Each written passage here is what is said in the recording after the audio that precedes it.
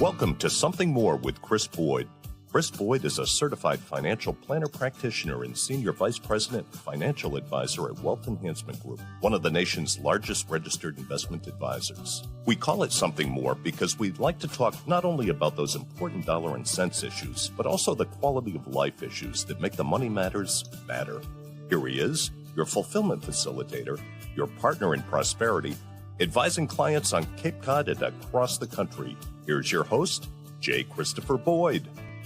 Well, welcome to another show of Something More with Chris Boyd. So glad to have you with us. I'm here with Jeff Perry, my regular co-host, and we are joined today by Brian Regan, Senior Portfolio Manager for the AMR team at Wealth Enhancement, the legend of Warren Buffett. And he announced recently that he is going to be retiring at the end early retirement after what, 60 years? How long has it been, Brian, of investment history there?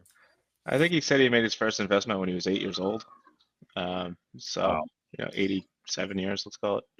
Warren Buffett is in his 90s. He was born August 30, 1930. So he is 94. It's 94. Soon to be 95, not too far off 95. Legendary investor, amassed enormous amounts of wealth, and not because he has this sense of that he wants to go spend a lot of money or anything. He just is someone who loves to create investing companies that create wealth, and he's been a legend. We'll talk about some of the business structure decisions. We'll talk about some of his investment decisions and a little bit about his history and story. But that's what we're focusing on today in this episode. I'm glad everyone's here with us to enjoy this. So, I have some notes about Warren Buffett, but Brian, I'm gonna start by giving you the opportunity to get us started. Well, I'll say that for better or worse, I don't really feel like I've been lucky enough to find a mentor in this business. But thank God it's the 21st century and you can read and listen to as much as from anybody as you can possibly want. And Charlie Munger and Warren Buffett have had a huge influence on my life personally. Rest in peace, Charlie Munger. He died a couple of years ago. And Warren's still with us, just retiring. But I was thinking about this when I was driving my son to school today. What would my net worth be if I was never introduced to Warren Buffett? And it's hard to tell, but it's undoubtedly at least twice as high as it would be otherwise, I think. And he's had a remarkable career and evolution as an investor. And if you just pay attention to him, I think you'll avoid a lot of headaches, and you'll get to what's important very quickly. And I think there's a few tenets of his teachings that we'll probably talk about that I think are worth talking about and worth emphasizing today and well beyond when I'm in the ground. So I think this is an important conversation and one that we shouldn't just have once, but probably revisit the teachings of Warren Buffett as often as possible. So, the thing that I think investors, we've seen him in times of crisis be a voice of calm and a sense of perspective, thinking most recently in the financial crisis. And, let's face it, some of the opportunities he took advantage of in the midst of that saved companies, but gave him a tidy profit through his company. At the same time, he's kind of got this folksy way about him that, and he's very down to earth when it comes to his presentation, his demeanor, very relatable. For considering the kind of wealth this man has, lives in the same house since he first got married or whatever. He's a very interesting individual in that respect, but I think what we want to ultimately do is talk about his lessons for investing But and probably want to talk about these annual meetings and things like that as well. But so let's start with the he went, maybe his early life. He went to college at Columbia, met Ben Graham as a mentor, but maybe even before that, we can talk about a little bit of entrepreneurial spirit that he demonstrated. Yeah, so he was from Omaha, Nebraska, where he still lives. As a young kid, he actually worked in Charlie Munger's father's grocery store. Oh, So is that right? an amazing, fortuitous, Yeah. coincidence there. They these geniuses who ended up being partners for many decades of their life. Had a very, very geographically close relationship as well as personally close relationship. But yeah, he did stints at Columbia. He did stints at Wharton School of Wharton Business School, and he finished his graduate degree in Nebraska. But he met Ben Graham, who he started working as an analyst under initially. First thing, out of college, and after a couple of years of that, he decided he was ready to start his own partnership, and the Buffett partnership from 1957 to 1969 returned about 32% annually a year, which is mind-numbingly amazing. 32% a year. At that time, he specialized in what he called cigar butt investing. So cigar butt investing was you're buying a company that has more cash on its balance sheet than the company is trading for. And this is something that you could do in the late 50s and early 60s a little easier than you can now. Information was not as publicly available. It was not as easy to trade stocks. He could buy small companies and he could buy them whole. And this is what he did, and very, very successfully. So this is a pretty short-term trading strategy, as you can imagine, right? He'd buy a stake in the company, get on the board or talk to the board, and try to get them to disseminate the cash out to shareholders. And that was a very successful strategy for years, until he met Charlie Munger, and they ran separate partnerships for a long time. I don't know how many years, but Charlie Munger was very successful in his own right. He didn't start his career in finance. He was in the military service. He was the only person I ever heard of to go to Harvard Law School without an undergraduate degree. He did go to Caltech, but never graduated. He went there because of military service, because he was basically a genius in the military, identified that. And he started as a lawyer. He made most of his money as a lawyer. And when he met Warren Buffett through a doctor that they had a mutual acquaintance with in Omaha, they had dinner together and became fast friends. And what Charlie changed in Warren, and something that I really admire, is Warren had this amazingly successful strategy, and Charlie said, it would be even better if we bought really good businesses and held them for a really, really long time. And one of the things that I admire in him as a human being, and there's a lot to admire in him as a human being. I mean, for years, he never had any ethical issues. Vivi, I'm sorry, you got to go see your mother. He never really had any significant ethical issues, and he changed his investment philosophy, which is really hard to do, to go from something that's successful to going to something that's overwhelmingly successful. One of the things that he did was he bought Geico pretty early. So Geico stands for the Government Employees Insurance Corporation, and it was a failing insurance company. Why don't we pause for a minute there? Look, I made this. What, honey? What do you need? I'm not using it. I put it away neatly. Oh yeah, Buffett did. He bought Geico. The Government Employee Insurance Corporation is what Geico stands for. And one of the innovative things about Geico was that he realized he could use the float. So float is you pay your insurance premiums, and those premiums, you don't have a liability right away. You don't crash your car immediately. You don't die if you have life insurance.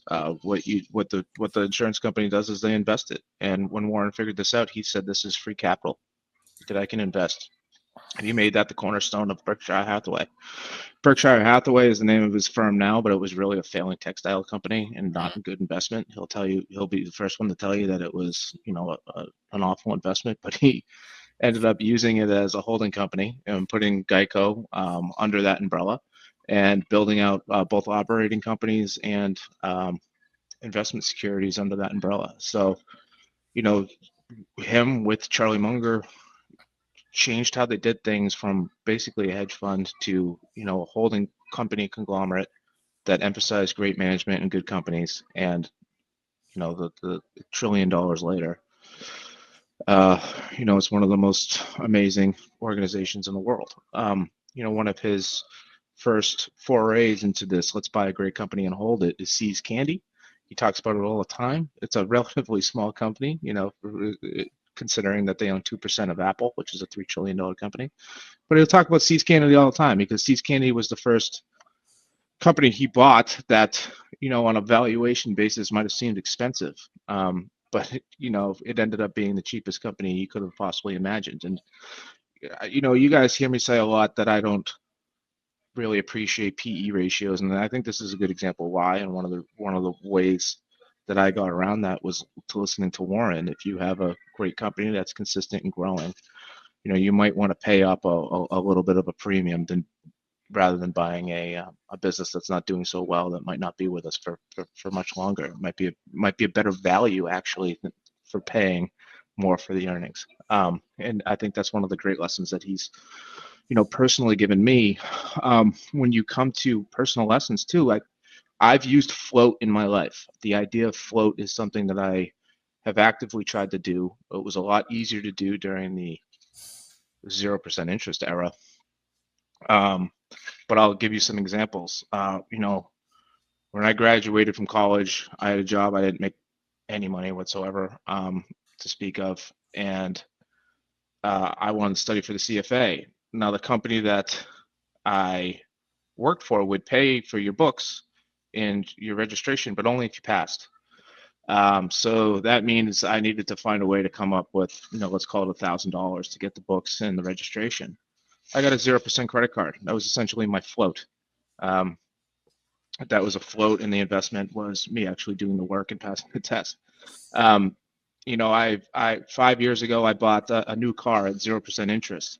That ended up being my float. That money stayed in my bank account rather than going towards the car payment. I invested that money. I made nice returns. And ultimately, that car was probably, ended up costing me half as much as it would otherwise. I own two homes with an interest rate around 3%. One of them I actually make, an operating earnings on. That's float. When I rent that other house, I make sure I get payment up front before I deliver the house to the tenant, so I can invest that money for free. That's free money. So I encourage people, and this is the exact opposite of whatever Dave Ramsey will say. I think it's kind of next level thinking to utilize float and debt intelligently in your life, and you'll probably be better off for it. And I started off this conversation by saying, I'm order of magnitudes wealthier because of some of the lessons that I've learned from Warren Buffett, and that's a good example of how that happened. Going back a little bit, one of the most interesting things that I heard, in the aftermath of Warren announcing his retirement was people reflecting like you are, Brian. And one of them was that Massachusetts and Rhode Island connection of the textile mills that you referenced. So we have a local connection to Massachusetts. And the comment was, if you had invested $100 in those shares of Berkshire Hathaway around the textile mills time in 1965, today it would be worth $2.8 million. That's just talking about building wealth and capitalism. And to me, that's what Warren Buffett's legacy is as a business person, of being a capitalist, being a moral capitalist, right? Not a immoral capitalist. Different show, different time, but someone who's built wealth, built companies, cared about the people, his Mm. employees along the way very much, cared about his shareholders very much. And now the legacy of Warren Buffett is all these lessons that he has left, and all that money he's made, he's trying to give it away. His quote this weekend at the meeting was, he didn't think he'd be able to give it away. It's too much. Mm. So, Yeah. Well, that's a topic maybe we can come back to, this sure. giving pledge and what's happening there. But let's talk more about this concept of economic moats that is a foundational concept, and what does that go into? Maybe some examples of companies that Buffett has bought because of this principle, and the advantages that they've provided. Brian, I'm going to ask you to do that. Sure, I think there's some great examples. He first bought Coca-Cola in 1988. Coca-Cola had gone through some spans where they made some pretty drastic mistakes. Like New Coke? That's one.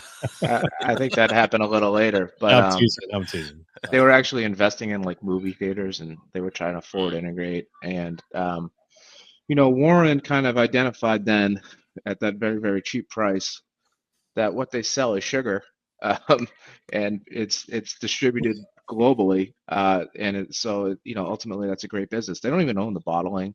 That's where all the expenses are. So he was one of the first people to come onto this idea of a great brand with capital light business. And he did that before, he doesn't really invest in technology, but he did that before the internet in Coca-Cola, when the stock was absolutely hated. And, he still holds it today, and, it pays in dividends per year more than he paid for it in 1988.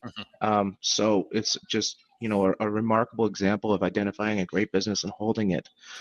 Not selling it after you make a quick buck, but actually holding it for the long term because it's a great business, and a great business model, and has that moat that Chris was talking about.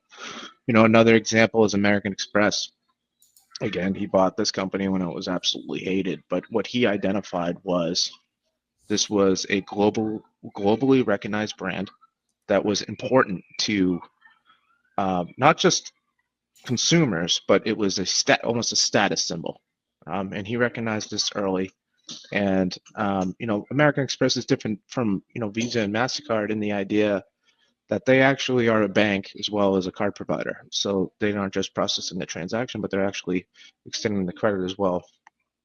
So it was a bit of a risk. This was before MasterCard and Visa even really existed.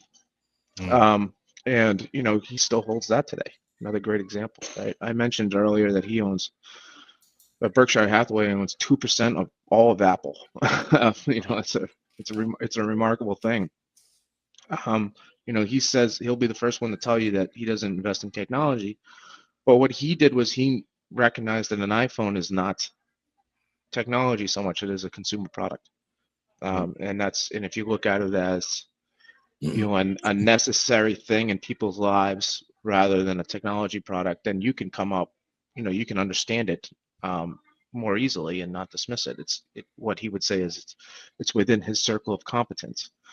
And this is something that I've taken into account in my life, and tried to use that investing philosophy. You don't necessarily need to know how the iPhone is made. You need to know why it's important and how it fits into people's everyday lives, and how it's going to continue to grow revenue into the future. I don't necessarily know the ins and outs of NVIDIA, for example, or how they actually build their H100 chips or their Blackwell chips. But I don't really think it matters. I mean, I understand what a GPU is. I understand why it's important. I understand what people are trying to do from a competitive advantage to compete with them. And I understand that generally people are behind, and that software is really the competitive advantage, and that NVIDIA has the CUDA software, which is going to be hard to overcome. Similar to how Microsoft, was a dominant platform. Windows was a dominant platform on all PCs back in the late 80s and early 90s. So I think that the lesson is, you can stay within your circle of competence, but your circle of competence things might sneak in there that you don't necessarily need to know. No, I live in a house, but I don't know how to build one. Yeah. You can find what's important in the business model. So there's this notion of durable competitive advantages, this economic moat. Maybe that's brand strength, scalability, customer loyalty. Difficulty to enter the market, Yeah, there's things like that. yeah, keep Yep. going. Just these kind of qualities that, not something that's speculative or a fad, but something that's long lasting. Brian, you look like you were about to chime in there, but Yeah, I mean, one of the big ones that I look for personally is backlogs. So, stocks tend to get hammered with in market or the sector. But you'll notice that some companies have backlogs with deposits on them. Sometimes they're non-refundable deposits. I'll give you an example. We own Toll Brothers. We've owned Toll Brothers for a long time. During the pandemic, it traded down to like I'd say a fourth of its land value. So the land that they actually owned. And not only that, they're a luxury home builder, and they take non-refundable deposits from their clients. So you can actually see years out how many houses they're going to build. I talk about consistency and growth and predictability, and Chris is talking about moats and Warren Buffett. And that's a good example, right? Even through hard times, how many houses and how much revenue Toll Brothers can, lock in the book. And that is, just an example of one of these competitive advantages that Chris is talking about. another really interesting thing to talk about when it comes to Warren Buffett is leverage or lack of leverage. How cash, the retention of cash, and lack of debt. Do you want to talk a little bit about that principle of using debt sort of cautiously in some respects? Is that a fair characterization, do you think? I mean, you had some comments earlier about float, but it does seem like in the dire times, there have been they've had a lot of cash on the books and ready to put it to work with opportunities. What are your thoughts? I love his quote. One of his kids, a lot of quotes on every subject. He's been around a long time, but he says 2 things to avoid in this world is liquor and leverage. Yeah. And he Brian, to your earlier point, about you using credit cards, I don't think he'd agree with you. He is pretty outspoken about the use of credit cards and the dangers that people get into them with them, and he encourages people not to use them. Yeah. So he's kind of complicated on the subject. Okay. So yes, he says over and over and over and over again, don't use margin, be careful with debt. And I think it's very, very good advice. But we talked about float earlier, and float is basically a liability, which is debt. It's intelligent debt is what it is. It's debt that is long lasting and fairly predictable. Not predictable in the sense that when people are going to get in a car accident, but predictable in the sense that you have actuaries that can kind of statistically game out how long that cash is going to sit on your balance sheet. And then when you have a surplus, so if you invest that money and you do really well and you have a surplus, well, then that ends up being free money that you can invest. So yeah, I think what Jeff said is true, right? Like I don't think he won't be a proponent of credit card debt. The example that I gave was 0% credit card debt, and I think it was termed out for a year. I think he is a proponent of using in debt in a smart way. The float's a good example, but even in recent years, he's been buying Japanese banks, and he borrowed in yen at like 0%. So he hedged his currency rate, but he actually took out some debt. So there's not like there's no debt on Berkshire Hathaway's balance sheet. There's debt on their balance sheet. So when he says that, I think he's saying, hey, look, I'm a genius, and I'm the best investor in the world. I know how to use debt intelligently. You can learn from me, and if you want to be like that, or if you're not a genius and not the greatest investor in the world, it might be smart just to stay away from it altogether. I'm not sure he would have framed it like that. Right. He's I say about He's a modesty. pretty humble guy. Yeah. He is a humble guy, and I'll say it for him. I think I admire the guy greatly, and what can I say? But One I of the think.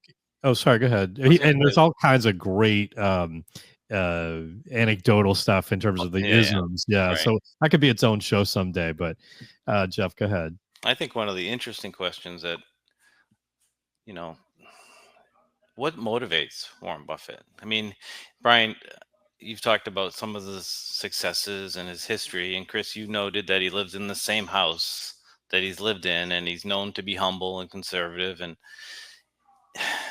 what motivates the guy to keep going? What's his what drives him? What Seems like he just loves what he does. I guess, but it's a passion for the process, not about It's not about money anymore. about That's the for results sure. of the it process. can't be. It's a passion for the process, and that yeah, I'm sure he's a competitive guy. He wants to win in the sense of find Sure. these great deals, these great values, and benefit, and benefit in the process, benefits the company oftentimes too. If you've got Warren Buffett as a buyer, there's continuity. That's not just a quick turnover. Well, one of the things I would admire about him as a man is I think he actually really does care about his shareholders. Yeah. And one of the reasons agree with why, Berkshire shares are so expensive is because he wants to keep the same shareholders. I think he generally looks upon them as partners. There's a reason why, the Berkshire Hathaway annual event is in a stadium. It's important to him that these people come and feel like they're part of the organization. And that is admirable and a lot that you could take away from in your own life and your own business, I think. And I think at this point he cares about leaving a lasting legacy. I don't know how much time you guys have, but I'm he's not infallible. It's not like he's never made any bad investments. And I find that just as interesting as some of his wins. He's probably So I'd learned be more from curious. his losses than his wins, right? I mean, Well, most of and he's not shy about talking about it, right? Right. So one of the things about being a very rich man that is, he can just say, I goofed up, I made a mistake. It's harder for other people to do that for, marketing purposes or, lack of humility or, the fact that, if you're raising a surrender flag all the time, who's going to want to hire you, right? But he will tell you that he made a mistake and he'll tell you what he did wrong. And there is an enormous amount of value in learning from that. And one of the things that I found is he goes back to the same mistakes over and over again sometimes, and he'll be the first one to tell you. One of the things that stood out to me recently, I think he talked about this in the last week's annual meeting. He's lost money on airlines multiple times. So in the I think it was the 80s, the airlines started to get deregulated. So there was more and more airlines available, and they started to compete on price. And Warren Buffett thought that this was an interesting technology, and people are going to want to fly. And I don't think he was wrong about that. But what he was wrong about was the fact that it wasn't a good business, right? And then he owned it again going into the pandemic. So he got killed on airlines twice. One, I think it was Continental Airlines. He might have got creamed on, decades ago. And then, I know he owned multiple airlines going into the pandemic and got creamed on that again. And it's just kind of interesting. Like, he's human, right? Even the greats make mistakes like that. Yeah, good point. You talked about the annual meeting, which sounds like I've never been. Sounds like it's an amazing event. I wish I had gone while he was there. But tell us a little bit about the shareholder letter as well, because it sounds like this is, there's a few people that just write these shareholder letters that are filled with perspective. I put Jamie Dimon in that category, but Warren Buffett, he's on the top of the list. Yeah. So he's written one annually, and they're all online and they're all available. And it is educational process to go back and read them. And we had an intern a couple years ago, and I made him read them. And I don't think he got through all of them, but I'm not even quite sure he tried. But I thought that was a good way of, hey, look, go learn from this guy. That's an excellent exercise. Yeah. There's also a book, The Complete History of Berkshire Hathaway, which I've read, which is interesting. There's a good biography called Snowball, which is interesting. It talks about, him as a kid. He started like a vending machine operation. And he was putting that in grocery stores. This guy was an entrepreneur from jump. Those are all great reading. And if you're not a reader, I recommend the Acquired podcast. The Acquired podcast has a multiple parts. It's like 7 hours of listening on the complete history of Berkshire Hathaway. They have their own interview with Charlie Munger, like weeks before he died. If you're interested in this, that I can't recommend that more on learning from these individuals. Also, these events are on YouTube. Just watch them. I mean, he's 95 years old. He stood on stage, did not know the questions in advance, and spoke for 4 hours right before he announced his retirement. That's pretty amazing. And I'm telling you, I listened to at least half of it on 2x speed. He sounds like a bit of a chipmunk at 2x speed, but still as sharp as he was a decade ago.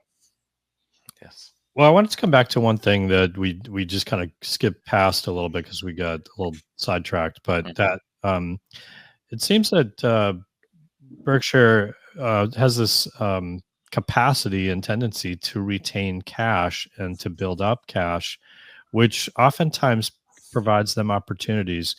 They don't pay a dividend on their stock, right, Brian? But is that part of how these companies that are productive pay into essentially this accumulation of profitability from these various companies that Berkshire owns, and that gives them the opportunity to say how we're going to deploy this, and sometimes that leads them with cash when things happen. Yeah, so basically it's a conglomerate where they pay dividends back to the home office, and the home office is Warren Buffett, and so Warren Buffett not only has the float, but he has the earnings from these operating companies. And he says that he paid a dividend once and he regretted it. And the reason being is he thinks that that cash is more valuable under his advisement than it is in our pockets. Yeah. Tough to argue that. And it's tough to argue that. He's right. I mean, there's no argument. I mean, he's absolutely right. And we own Berkshire Hathaway shares for our discretionary clients, and I am unfazed by the amount of cash that he has, because what I know what's going to happen is if he gets that fat pitch, he's going to invest it. He's going to invest it well. Now, part of the reason that he holds all that cash is because of those liabilities that I mentioned before in the float. So he's not just being irresponsible. He's holding on to what I've talked many times before about how insurance companies are almost impossible to analyze because you do not know the contracts that they're underwriting, and you don't know how they're investing the excess. You don't know how they're investing that float. And one of the ways that I get exposure to insurance companies is by buying Berkshire Hathaway. I know that they have those liabilities covered. Exposure, yeah. I'm unconcerned about it, and I know that he is massively concerned about it. So let's talk about Solomon and maybe the financial crisis a little bit. Some of these instances where people have turned to Warren Buffett in challenging times. Yeah, so I think John Goodfriend was the CEO of Solomon Brothers when they rigged the treasury auction. And if that sounds hyperbolic, it's not. That's what happened. The traders in Solomon Brothers rigged the treasury auction. So as you can imagine, that wasn't good for the company, which is no longer with us. But Warren Buffett owned preferred shares in the company at the time, so against Charlie Munger's advisement, by the way. So they begged him to become the CEO of the company, to use his reputation, which was very solid, to put a foothold under the disaster that had become Solomon Brothers from the scandal. And as much as he disliked it, he was able to let's just say, save the foundation of what the company was. And I think he eventually sold it. He didn't want any part of it. And from what I understand, the biggest lessons that he came out of that is, he spent a lifetime. He was in his early 70s, late 60s when this happened. Yeah, he spent his lifetime building up a great reputation, and being attached to Solomon Brothers sullied it real quick. So he did. One of the things that he learned from this is know who you're getting into bed with, and be very, very careful about how you judge both the character of people, but also the businesses that you invest in. When it comes to the financial crisis, he was one of the people who stepped in and put a foundation on the Goldman Sachs. He was basically the first person that bailed the company out. I believe he got preferred shares at 10%. This is at a time when interest rates were put to zero, so getting 10% preferred shares that could convert to common. Just a brilliant stroke. A brilliant stroke. I was like a junior in college at that time, so a little fuzzier on the details and the exact investment. But it was amazing stuff, though. Like, it just, to the extent that's essentially what it was. I think he did that most notably in the one you mentioned, but I think he did it in some smaller opportunities as well. In any case, and I think there was a lot of effort to try to see if it would do more in the midst of that. But it's one of those instances where, I think at that time the public was familiar with Warren Buffett in the midst of those times, because he was on CNBC quite a bit trying to offer perspective and help people to make sense of what was going on, how to behave. And that, what's the expression about blood in the streets? But you want to be a buyer when there's blood in the streets, type of thing. So in any case, just an amazing legacy, and lots of lessons to be learned. Lots to I suspect there's more coming from him in his next the remaining time he has with us. We didn't mention this, but that giving pledge. Warren Buffett has pledged his wealth to go to charitable purposes. I think almost all of it's the Gates Foundation. Yep. As obviously the Gates have made that pledge as well. I think, it started that process of trying to urge the super wealthy who've had these, enormous wealth to identify how are they going to have an impact with their wealth after they're gone. What are they going to do with it? What kind of impact? And you do see that lots of other wealth people have made similar pledges to some extent. So I think it's an important thing in a society where, we don't talk about this often. Oftentimes there's this sense of, is it right? Is it fair that, so few people can amass so much wealth? That's the nature of capitalism, that it doesn't mean other people are unfair, that they can't do that. It's just that these people have had have had great success. But I think it's also, societally, there is a virtue to this notion that maybe it's something that we want to give people the opportunity to decide how they want that money to be influencing society long term. Yep. And rather than have it, be a taxed decision by government. In any case, another topic for another day as well. But Brian, I think the good that one, yeah.